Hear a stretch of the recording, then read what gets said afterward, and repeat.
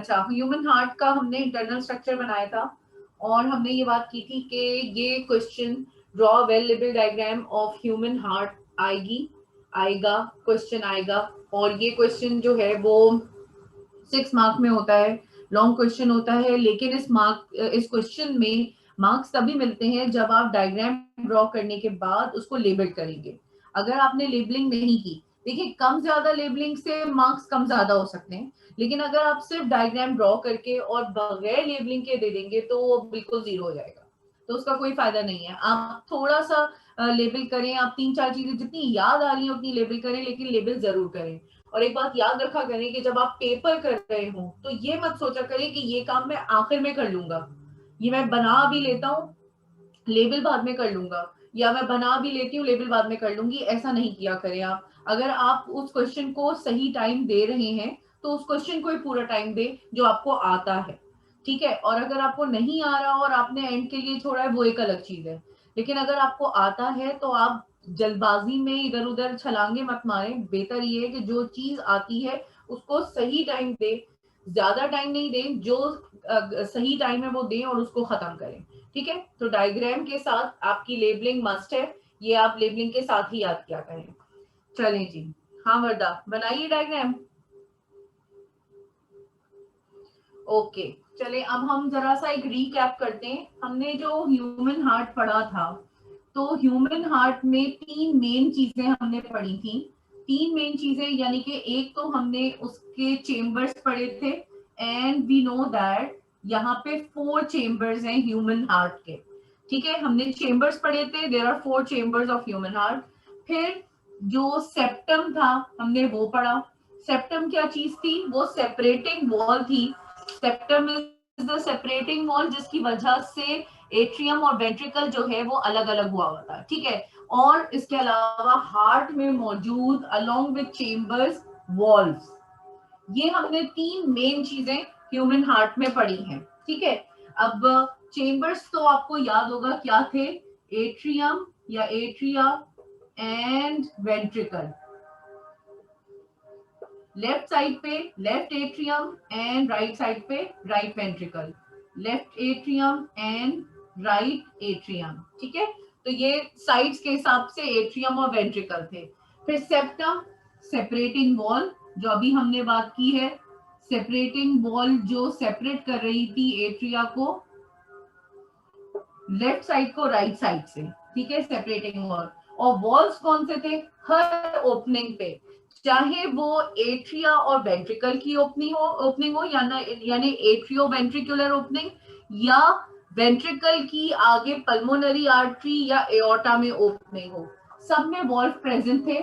Valve का काम क्या था? It protects back flow of blood, it protects back flow of blood, ठीक है। बैक फ्लो ऑफ ब्लड को जो है ये रोकता है। वॉल्व कौन कौन से थे? एक तो जो एट्रियो वेंट्रिकुलर थे, ट्राइक्यूस्पिड, बाइक्यूस्पिड और सेमिलूनर वॉल्व। पल्मोनरी आर्टरी और एओर्टा के जो ओपनिंग्स थी उसमें सेमिलूनर वॉल्व, ये 4 वॉल्व थे जो हार्ट में प्रेजेंट थे। अब स्ट्रक्चर पढ़ने के बाद अब हम जो नेक्स्ट चीज पढ़ने जा रहे हैं वो है ब्लड सर्कुलेशन, ठीक है, ब्लड सर्कुलेशन।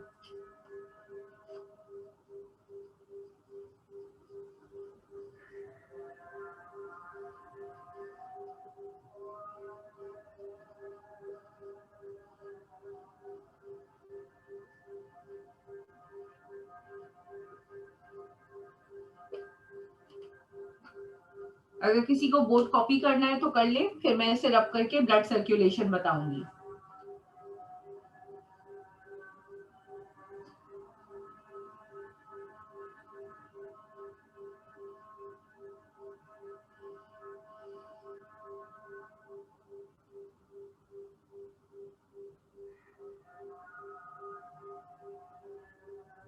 रवाहा कॉपी कर लिया है, सबीरा, उमर, तस्बिया, वर्दा, हानिया।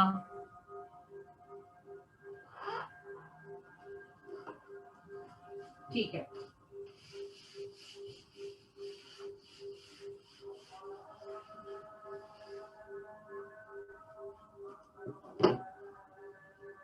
What happened Zaara? नया रिएक्शन आया इसलिए ट्राई किया है या वाकई कोई परेशानी है?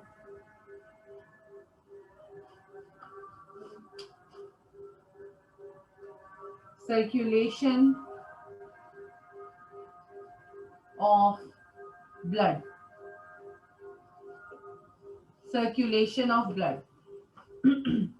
अच्छा, अब सर्कुलेशन ऑफ ब्लड का हार्ट से क्या ताल्लुक है? तो सर्कुलेशन ऑफ ब्लड का हार्ट से ताल्लुक ये है कि हमने स्टार्टिंग से ये बात की है कि हार्ट वो पंपिंग ऑर्गन है या मस्कुलर ऑर्गन है जिसकी वजह से ब्लड सर्कुलेट हो रहा है।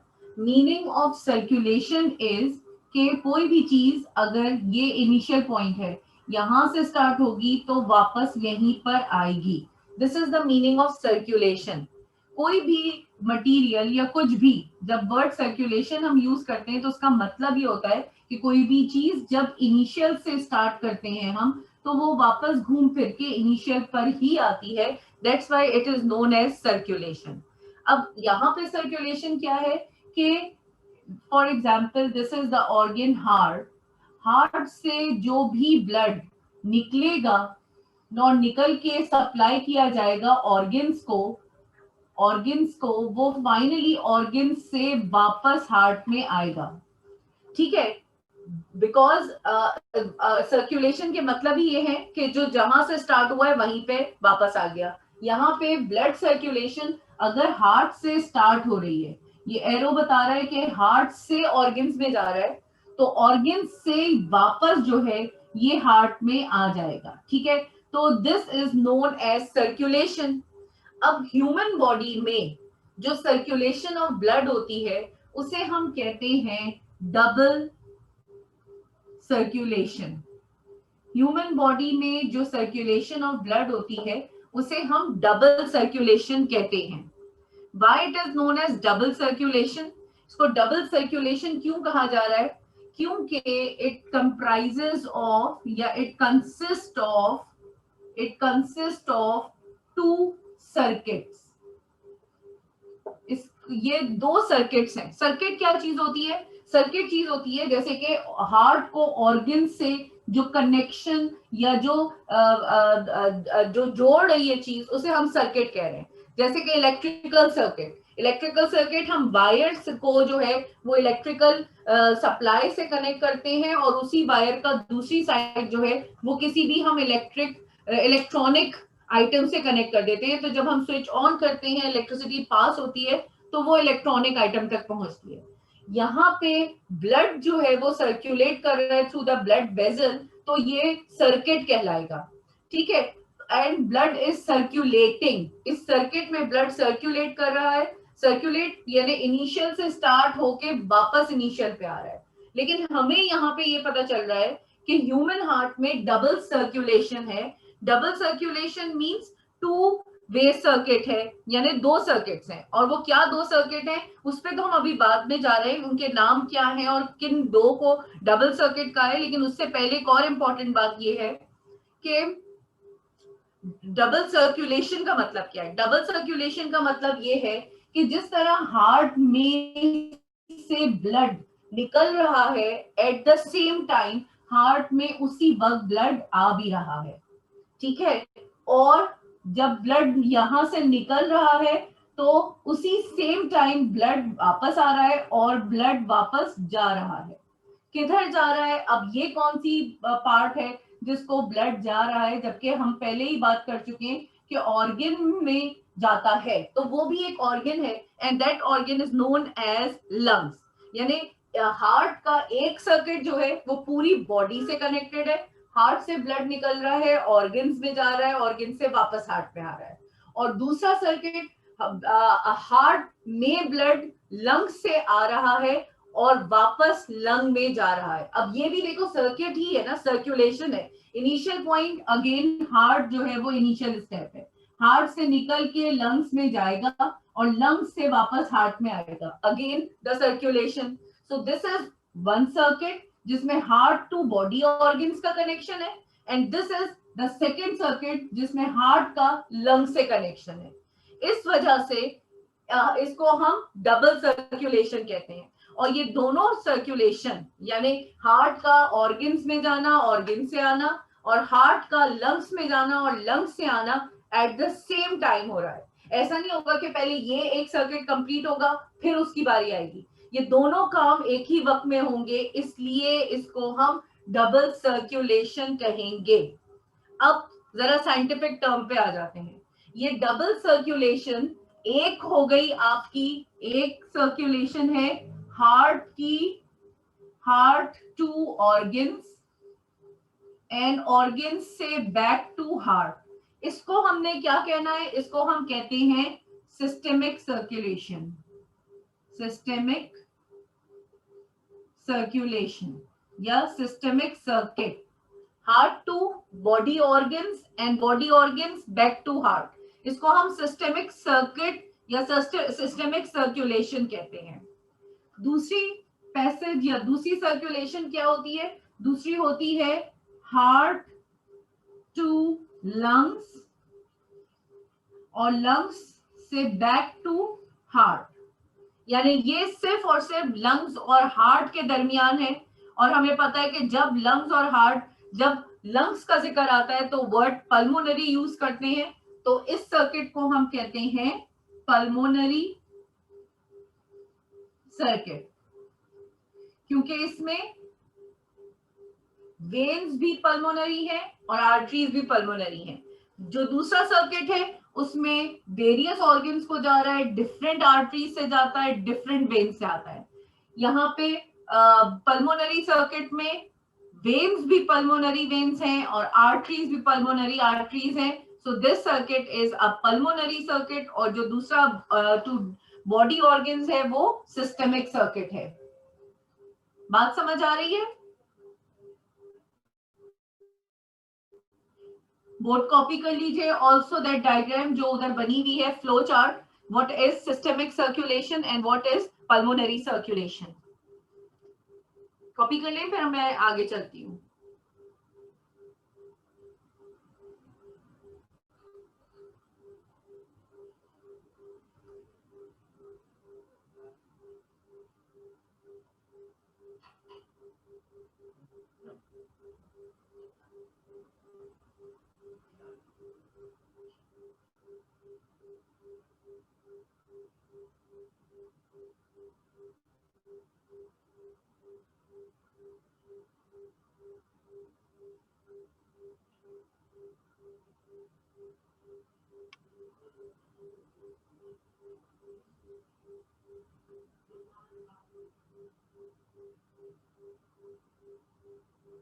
अच्छा जी, अब थोड़ी सी जरा इसकी डिटेल्स पढ़ते हैं पल्मोनरी सर्किट और सिस्टेमिक सर्किट की। ठीक है, कि पल्मोनरी और सिस्टेमिक सर्किट में हो क्या रहा है। पहले सिस्टेमिक सर्किट कह रहे हैं, यानी कि वो सर्किट जो कनेक्शन है हार्ट का ऑर्गन से और ऑर्गन से बैक टू हार्ट। ये क्या, अगर हम अपनी वही 4 चेम्बर्स और जितनी भी हार्ट का स्ट्रक्चर था उन बातों को दिमाग में रखते हुए हम सोचें तो क्या क्या ऑर्गन्स कनेक्टेड होंगे। हार्ट से जो है वो ब्लड निकलेगा थ्रू द एओर्टा, ठीक है, एओर्टिक आर्च या एओर्टा से निकलेगा और सिस्टेमिक आर्टरीज के थ्रू डिफरेंट आर्टरीज में डिवाइड हो जाएगा। बहुत सारी आर्टरीज में डिवाइड होगा जो डिफरेंट ऑर्गन्स में जाएंगी। उनके नाम मैं आप लोगों को आर्टरीज के बाद में बताऊंगी। एओर्टा से वो डिफरेंट आर्टरीज में डिवाइड होगा। वो आर्टरीज लंग्स के अलावा इंटेस्टाइन में भी जाएगी, वो जो है वो एक्सक्रीटरी सिस्टम यानी किडनीज में भी जाएगी, वो हैंड्स एंड लेग्स में भी जाएगी, यानी पूरी बॉडी में वो आर्टरीज डिफरेंट ऑर्गन्स में ब्लड सप्लाई कर देगी। ठीक है, तो हार्ट से निकला है और एओर्टा से वो फाइनली सप्लाई होगा टू द ऑर्गन। एक दफा ब्लड जब ऑर्गन्स तक पहुंच जाएगा, अब ऑर्गन्स में वो ब्लड यूटिलाइज हो जाएगा in metabolic reaction, that is oxidation, और उस ब्लड में से जितनी ऑक्सीजन है वो ऑक्सीडेशन में यूज हो जाएगी and now the blood contain carbon dioxide. ठीक है, क्या हो रहा है कि ब्लड ऑर्गन में जब पहुंचा तो इस ब्लड में मौजूद थी ऑक्सीजन। ठीक है, इस ब्लड में मौजूद थी oxygen, means this is oxygenated blood. ये कंबाइन हुई फूड से यानी न्यूट्रिएंट से और फाइनली एनर्जी प्रोवाइड की। This process is known as oxidation of food, जो हम रेस्पिरेशन के टॉपिक में पढ़ेंगे व्हाट इज ऑक्सीडेशन। तो ये ऑक्सीडेशन यही है कि वो ऑक्सीजन जो है वो फूड से कंबाइन होके एनर्जी प्रोड्यूस करती है, और एनर्जी के साथ साथ वो प्रोड्यूस करती है कार्बन डाइऑक्साइड। यानी अब ये कार्बन डाइऑक्साइड जो है वो किस में मौजूद है? ब्लड में। अब ब्लड के पास क्या है? Carbon dioxide. यानी जो हार्ट से ब्लड आया था उस ब्लड में तो थी ऑक्सीजन, ऑक्सीजनेटेड था, ऑर्गन से जब निकलेगा तो अब उस ब्लड में मौजूद है कार्बन डाइऑक्साइड। अब ये कार्बन डाइऑक्साइड वाला ब्लड यानी deoxygenated blood, deoxygenated blood through veins, veins के थ्रू फाइनली हार्ट में जाएगा, और हार्ट के पहले जो अपर बॉडी पार्ट से आएगा, वेन्स अपर बॉडी पार्ट से हार्ट के अपर बॉडी पार्ट से डीऑक्सीजनेटेड ब्लड लाएंगी। अपर बॉडी पार्ट से कहाँ आएगा ब्लड? सुपीरियर वेना कैवा, ठीक है। और लोअर बॉडी पार्ट से भी आएगा, लोअर बॉडी से, लोअर बॉडी से ये पहुंचेगा थ्रू इंफीरियर वीना कावा, ठीक है। सुपीरियर वीना कावा एंड इंफीरियर वीना कावा से फाइनली ब्लड पहुंच जाएगा to the right atrium, to the right atrium.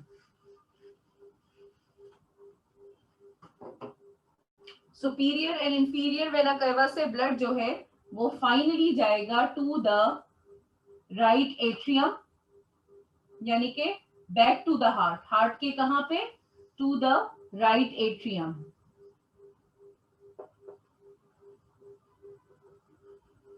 क्योंकि राइट एट्रियम में डीऑक्सीजनेटेड ब्लड आता है। राइट एट्रियम से फाइनली वो जाएगा लेफ्ट एट्रियम में, लेफ्ट एट्रियम, और फिर लेफ्ट एट्रियम से वो लंग्स में फॉर ऑक्सीजनेशन के लिए जाएगा। यहाँ पे सर्कुलेशन किस चीज के बिटवीन है? यहाँ पे सर्कुलेशन है हार्ट की ऑर्गन से एंड ऑर्गन्स की back to heart. This is one circuit known as systemic circuit. इस एक सर्किट को हम सिस्टेमिक सर्किट कहते हैं। वर्दा कोई प्रॉब्लम?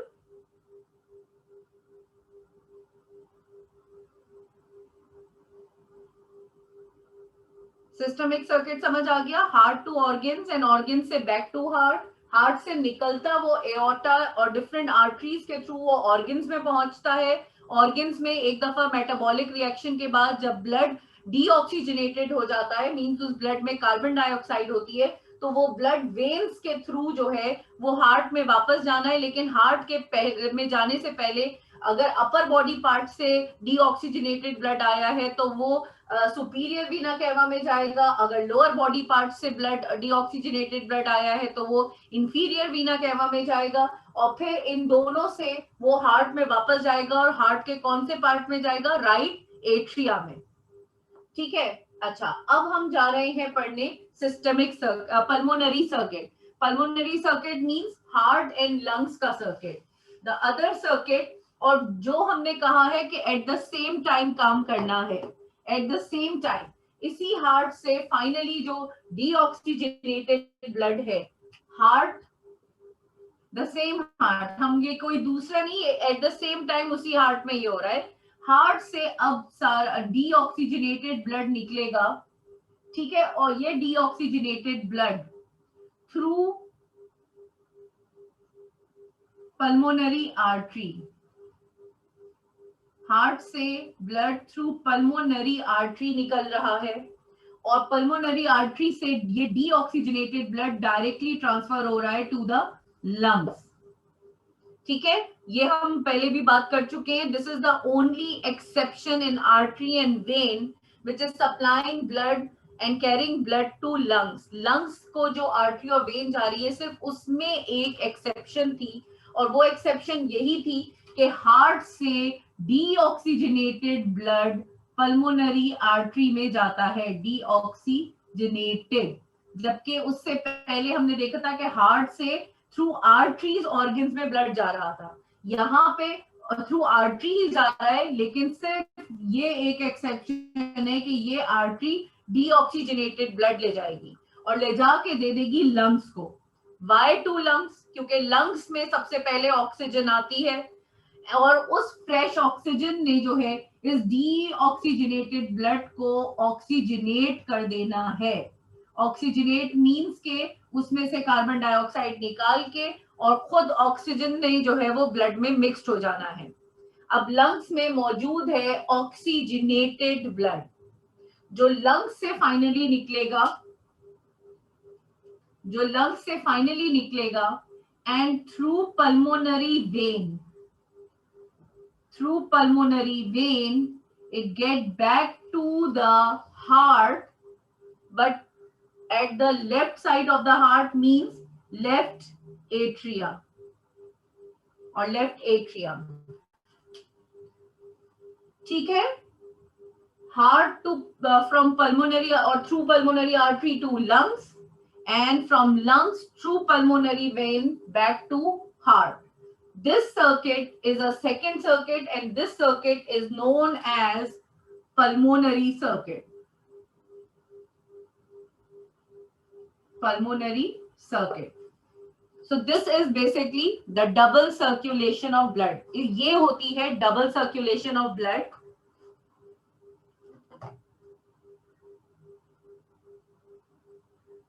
और ये दोनों सर्किट सेम टाइम पे काम कर रहे हैं, इसीलिए इसे हम डबल सर्कुलेशन कहते हैं। महक, आपकी डायग्राम मिल गई, वेरी गुड, बहुत अच्छी बनी हुई है, लेकिन ये तो एक ही बनी है, क्या ऐसी 3 और मौजूद हैं?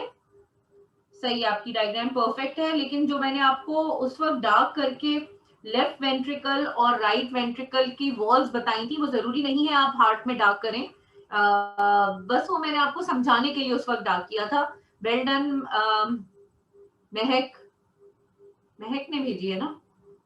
यस, महक ने भेजी, यस, गुड महक। बाकियों की नहीं मिली है अभी तक मुझे।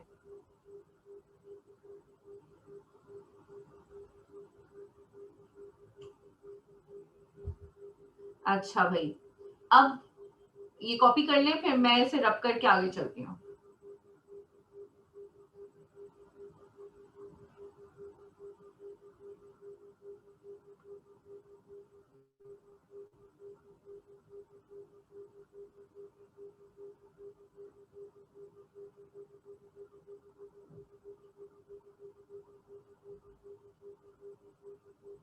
करने तो थम्स अप कर दीजिएगा ताकि मैं रब कर दूं बोर्ड।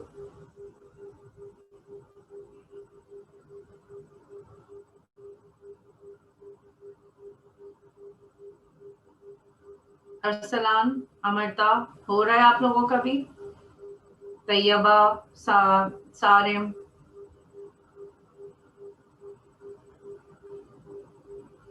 ओके, बुशरा, कोई प्रॉब्लम तो नहीं है आपको?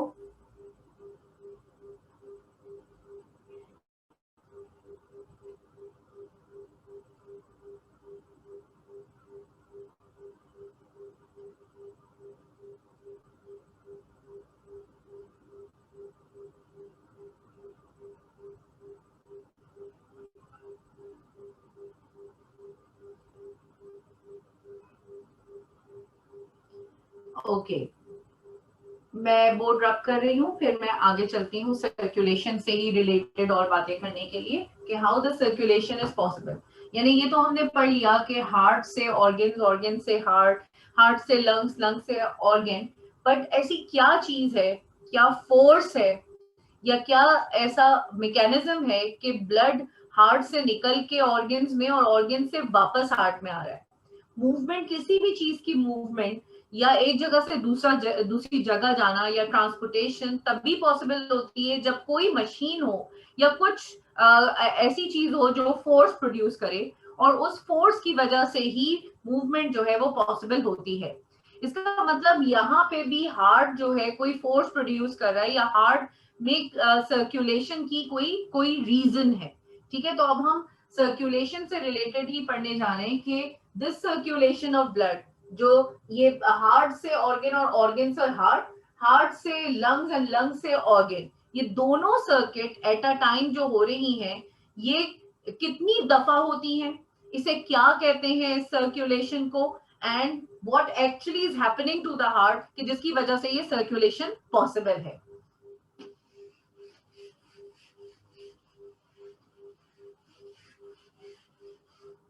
अच्छा जी, तो होता ये है कि एक मिनट में तकरीबन ये जो सर्कुलेशन है दो डबल, ये बात नहीं है कि एक मिनट में आधी साइड पे सर्कुलेशन है आधी साइड पे नहीं है, डबल सर्कुलेशन यानी सिस्टमिक भी साथ साथ और पल्मोनरी भी साथ साथ जो होनी है वो एक मिनट में तकरीबन 72 टाइम्स होती है।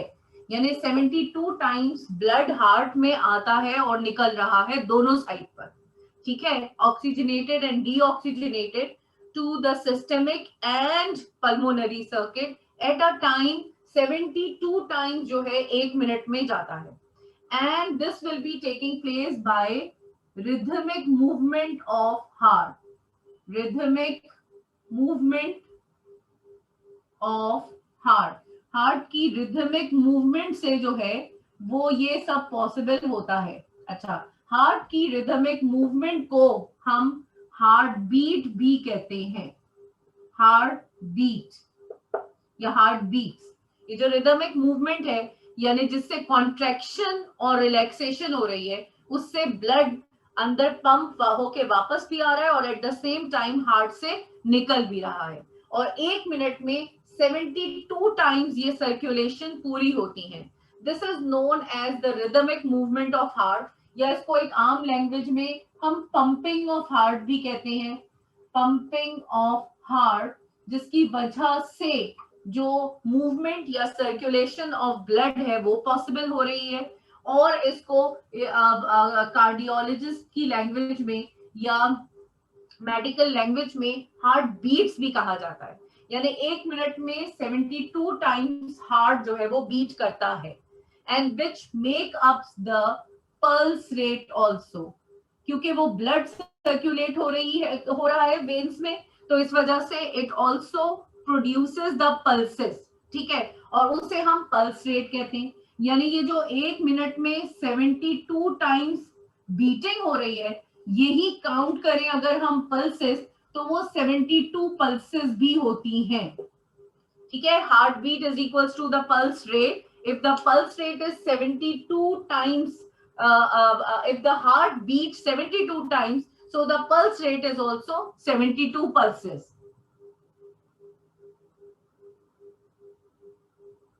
Acha, ab now how the heart beats or what actually is happening that the pumping of heart is taking place, या किस ये जो रिदमिक मूवमेंट या पंपिंग है हार्ट की ये कैसे पॉसिबल हो रही है, और how the circulation of blood is taking place. देखें, heart is a muscular organ, heart is made up of muscles, ठीक है, वो मस्कुलर ऑर्गन है, मसल से बना हुआ है, और वो कौन से मसल हैं जिससे बना होता है, कार्डियक मसल। ये तो हमने टिश्यूज में भी पढ़ लिया था, कार्डियक मसल्स जो हैं, cardiac muscles it form the heart. जब भी मसल्स की बात आती है तो याद रखिए कि muscles are basically flexible in nature. Flexible means they are elastic, and they have the capability of relaxation and contraction, relaxation and contraction। Relaxation और कॉन्ट्रैक्शन का इलास्टिसिटी से क्या ताल्लुक है, तो अगर ऑर्गन मस्कुलर है, फ्लेक्सिबल है, तो वो रिलैक्स होगा यानी फैलेगा और वापस सिकुड़ेगा, फैलेगा और वापस सिकुड़ेगा। रिलैक्सेशन मींस एक्सपेंशन, फैलना, कॉन्ट्रैक्शन मींस सिकुड़ना, ठीक है, कॉन्ट्रैक्ट होना, वॉल्यूम कम होना या सिकुड़ना। तो हार्ट भी eight the same time contract और रिलैक्स हो रहा है, and due to this relaxation and contraction the circulation is possible। जो भी हार्ट की सर्कुलेशन हम अब तक बार बार बात करते हुए आ रहे हैं वो तभी पॉसिबल है अगर हार्ट रिलैक्स होगा, वो जल्दी से ब्लड से फिल्ड हो जाएगा, कॉन्ट्रैक्ट होगा, दबेगा, ब्लड उसमें से निकल जाएगा। So in this way the contraction and relaxation की वजह से हार्ट पंप करता है और the rhythmic movement is due to this which is known as heartbeat or which make up the pulse. अच्छा, अब एक और बात, अब ये रिलैक्सेशन और कॉन्ट्रैक्शन का क्या पैटर्न होना चाहिए? क्या पूरा हार्ट कॉन्ट्रैक्ट होगा, क्या पूरा हार्ट रिलैक्स होगा?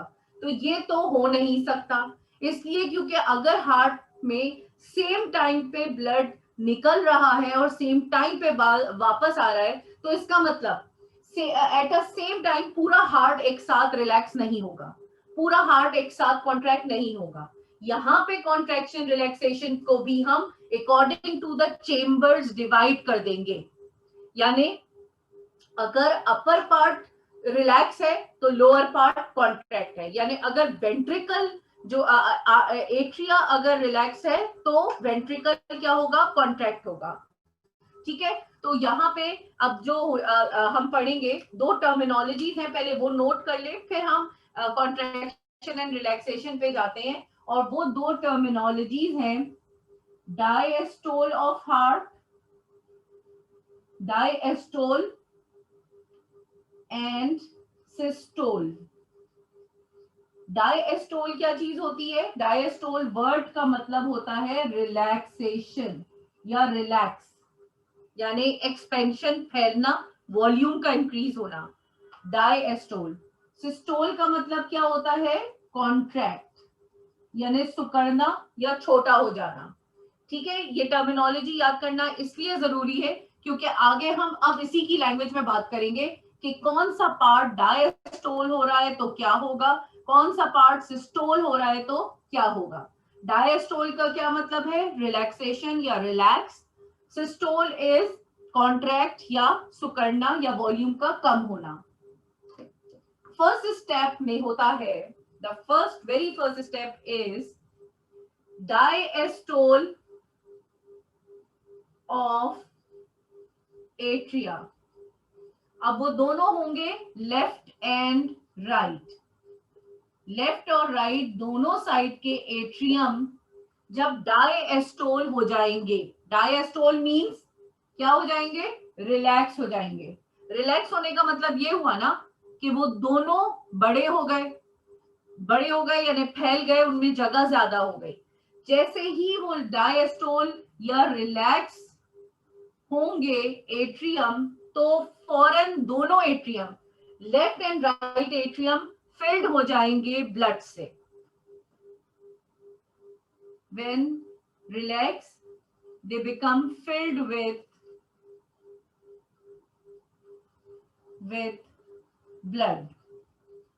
ठीक है, अगर लेफ्ट साइड है या लेफ्ट एट्रिया है, फिल्ड हो जाएगा वो with oxygenated blood, oxygenated blood से। और अगर राइट साइड है, राइट एट्रिया, तो वो फिल हो जाएगा विद द डीऑक्सीजनेटेड ब्लड से। मेन चीज इसमें या नई चीज इसमें क्या है हमारे समझने की? हार्ट का रिलैक्स होना। रिलैक्स होना मींस कि इस वक्त उसका वॉल्यूम बढ़ गया है, उसके एट्रियम्स का वॉल्यूम बढ़ गया है और उसकी वजह से दोनों एट्रियम, लेफ्ट और राइट एट्रियम्स ब्लड से फिल्ड हो गए हैं। लेफ्ट वाला ऑक्सीजनेटेड ब्लड से फिल्ड हुआ है और राइट वाला डीऑक्सीजनेटेड ब्लड से फिल्ड हुआ है। कैसे फिल्ड हुआ है? लेफ्ट साइड में पल्मोनरी वेन के थ्रू ऑक्सीजनेटेड ब्लड आया है हार्ट में, वो तो अभी हम पढ़ चुके हैं कि हार्ट में ऑक्सीजनेटेड ब्लड लेफ्ट साइड पे आता है तो कौन लेके आता है? Pulmonary vein. कहां से लेके आती है? लंग्स से। ये बात तो हम बार बार पढ़ चुके हैं बहुत दफा। इस वक्त क्या हमने देखना है कि कैसे ब्लड फिल्ड हुआ? जब एट्रिया रिलैक्स हो गया, एक्सपेंड हो गया, तो वो फिल्ड हो गया ब्लड से। और वो ब्लड आया है oxygenated through pulmonary vein from lungs, और राइट साइड भी फिल्ड हो गई है ब्लड से। कौन से ब्लड से? डीऑक्सीजनेटेड ब्लड से। और ये कहां से आया है? Through superior and inferior vena cava from the upper and lower body parts. ठीक है, सुपीरियर और इंफीरियर वीना कावा से ब्लड जो है वो right side of the heart या राइट एट्रियम में आ गया है। राइट एट्रियम, यहां तक अगर बात क्लियर हुई है तो प्लीज थम्स अप कर दीजिए, वरना मैं दोबारा रिपीट कर सकती हूँ। फरिया, समझ आया है? What is the meaning of diastole? Relaxation. और हार्ट में रिलैक्सेशन एंड कॉन्ट्रैक्शन एक साथ नहीं है। अगर उसके एट्रियम रिलैक्स होंगे तो वेंट्रिकल्स कॉन्ट्रैक्ट होंगे। इसी वक्त जब ये सब हो रहा था कि हार्ट का एट्रियम फिल्ड हो रहा था या रिलैक्स हुआ था, उसी वक्त उसका वेंट्रिकल क्या था? सिकुड़ा हुआ था, यानी कि सिस्टोल था। ठीक है, तो हार्ट का सिर्फ और सिर्फ एट्रियम फिल्ड हो रहा था। अब जो वॉल्व थी एट्रियम और वेंट्रिकल के दरमियान, वो भी बंद थी, यानी दरवाजा बंद था। आगे एट्रियम का ब्लड वेंट्रिकल में अभी नहीं जा सकता था। तो पूरा ब्लड जो है वो फिलहाल कहां पे आ गया है? सिर्फ उसके एट्रियम में फिल्ड हो गया है, लेफ्ट और राइट दोनों में। लेफ्ट में ऑक्सीजनेटेड ब्लड से हुआ है और राइट में डीऑक्सीजनेटेड ब्लड से हुआ है। अब जरा आगे चलते हैं, आगे क्या होने वाला है। सेकेंड स्टेप क्या है? सेकेंड स्टेप होता है, सेकेंड जो डायस्टोल ऑफ एट्रिया था, तो एट्रिया की बात के बाद ही वेंट्रिकल पे जाते हैं। सेकेंड स्टेप में systole of atria. Systole of atria का मतलब क्या हुआ? अब एट्रिया कॉन्ट्रैक्ट होगा, सिकुड़ेगा। और अगर एट्रिया सिकुड़ रहा है, इसका मतलब डायस्टोल ऑफ वेंट्रिकल। तभी, ठीक है।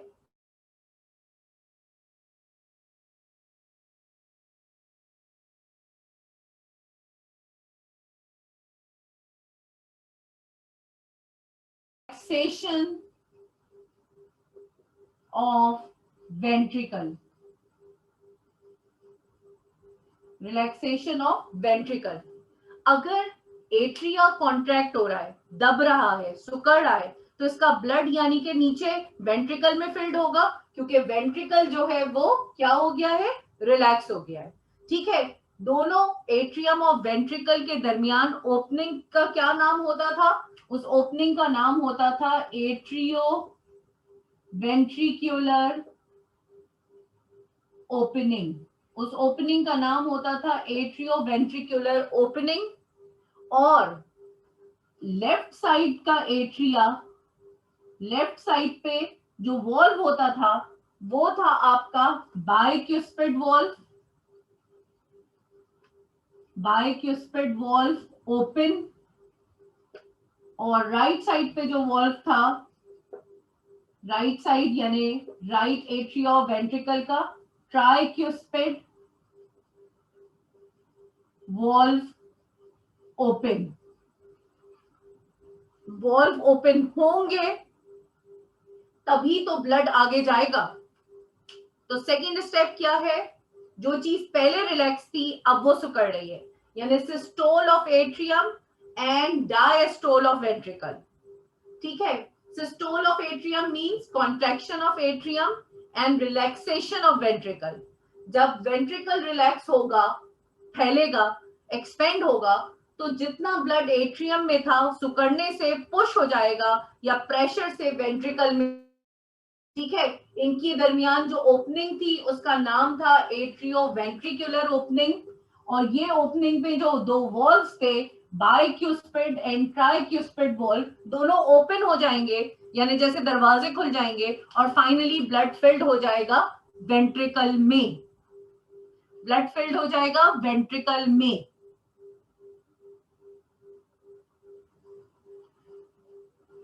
उमर, समझ आ रहा है आपको बेटा? अरसलान,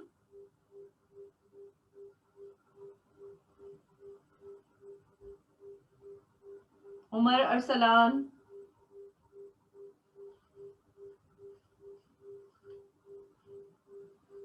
ज़ारा, क्लियर हो रही है पॉइंट्स या बहुत मुश्किल है, समझ नहीं आ रहा? हानिया, उमर और अरसलान क्लास ज्वाइन करके भाग गए हैं। अच्छा, अब देखते हैं थर्ड स्टेप क्या हो रहा है।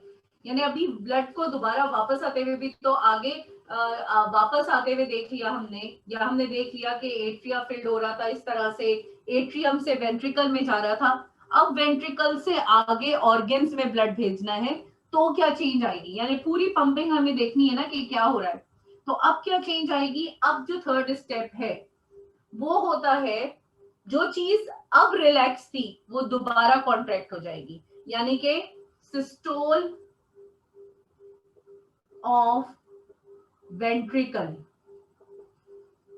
अगर वेंट्रिकल सिस्टोल हो रहा है तो एट्रियम दोबारा क्या होगा?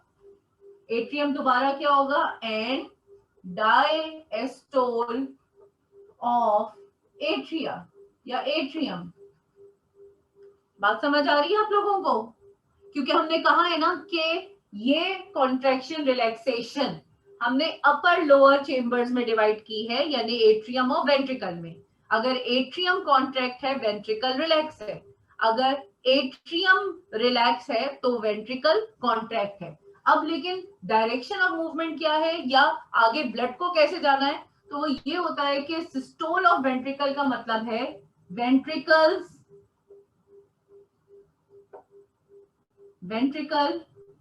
Ventricles contract. ठीक है, लेफ्ट और राइट दोनों वेंट्रिकल्स कॉन्ट्रैक्ट हो रहे हैं।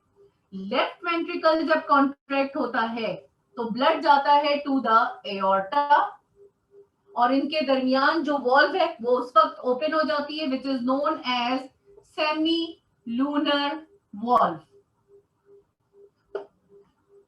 सही है। और जब राइट वेंट्रिकल कॉन्ट्रैक्ट होता है, यानी प्रेस होता है, उसका वॉल्यूम कम होता है, तो ब्लड जाता है टू द पल्मोनरी आर्टरी। ठीक है, पल्मोनरी आर्टरी। यहां पे भी जो वॉल्व प्रेजेंट है वो कौन सा है? Semi lunar valve. यानी उसको एक word, common word semilunar दे दिया है, जबकि उसको एओर्टिक वॉल्व और पल्मोनरी वॉल्व भी कहते हैं।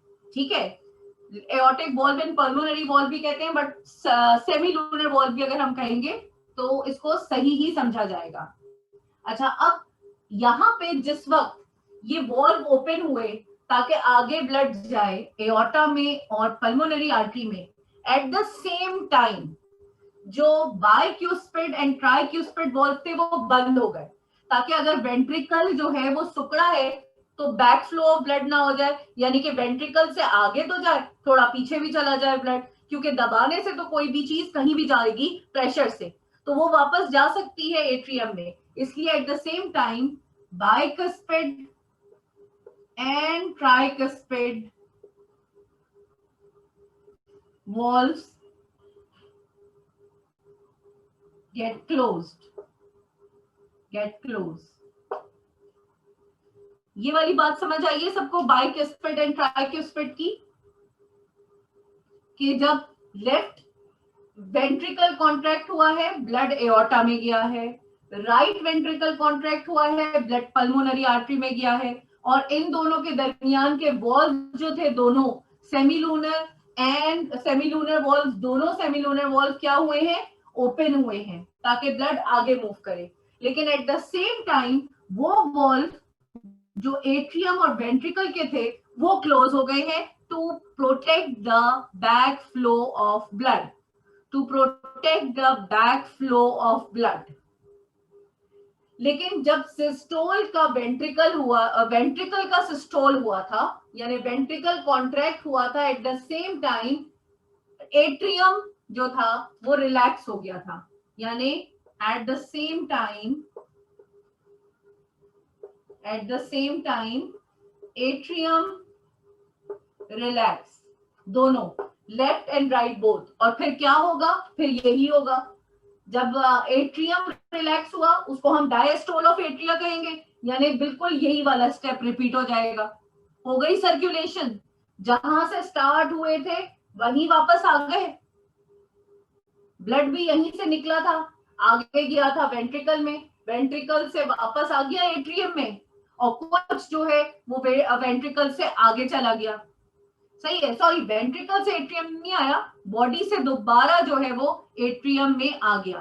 फिर वही लेफ्ट साइड का है तो वो ऑक्सीजनेटेड आया है through pulmonary vein, right side का है तो वो डीऑक्सीजनेटेड आया है through the superior and inferior vena cava. ठीक है, तो ये दिस इज सर्कुलेशन। अगर एट्रियम रिलैक्स हो रहा है तो वेंट्रिकल कॉन्ट्रैक्ट होगा, अगर वेंट्रिकल रिलैक्स हो रहा है तो एट्रियम कॉन्ट्रैक्ट होगा। बस वॉल्व का ख्याल रखना है कि किस वक्त कौन सा वॉल्व खुलेगा, जब वॉल्व खुलना चाहिए। अगर यहां से फॉरवर्ड डायरेक्शन मूवमेंट जो है वो एओर्टा और पल्मोनरी थी तो वो पुराने वाले वॉल्व बंद हो जाने चाहिए, आगे वाले फॉरवर्ड वाले वॉल्व खुल जाने चाहिए। साइन समझ आया है आपको? तैयबा, महक, खतीजा, अमरता, सबको समझ आ गया है? वर्दा, जारा, रवाहा, फरिया, गुड। फिर भी अगर कोई प्रॉब्लम हो आप लोग नेक्स्ट क्लास में मुझसे पूछ सकते हैं, मैं रिपीट कर सकती हूँ ये चीज, आप लोगों को दोबारा बता दूंगी, लेकिन अपने कॉन्सेप्ट क्लियर करना है। आपकी दूसरी क्लास का टाइम हो गया है, इसलिए मैं क्लास छोड़ रही हूँ। ठीक है, और फिर हम मिलते हैं इंशाल्लाह मंडे को। इसको आप लोग अच्छी तरह पढ़ के आएंगे, अगर कोई कंफ्यूजन हो तो मुझसे पूछ सकते हैं आप मंडे को। नोट्स सबके पास मौजूद है? थम्स अप करके बताओ मुझे, नोट्स मौजूद है ट्रांसपोर्ट के सबके पास? ट्रांसपोर्ट के नोट्स किस किस के पास हैं? थम्स अप करके बता दें जल्दी से मुझे। Very good. जिनके पास नहीं है वो जल्दी से आज कल में कोचिंग जाएं और नोट्स लेके आए, इसलिए क्योंकि ये बहुत जरूरी है। अभी तो आपने समझ लिया, लेक्चर नोट कर लिया, लेकिन ऑलरेडी हम हमारी मुलाकात नहीं हो रही, फिजिकल क्लास नहीं हो रही, नोट्स तो खरीद लें जाके, ताकि नोट्स में से भी साथ साथ पढ़ेंगे तो और ज्यादा समझ आ जाएगा। सही है, चलें फिर मंडे को मिलते हैं। अल्लाह हाफिज।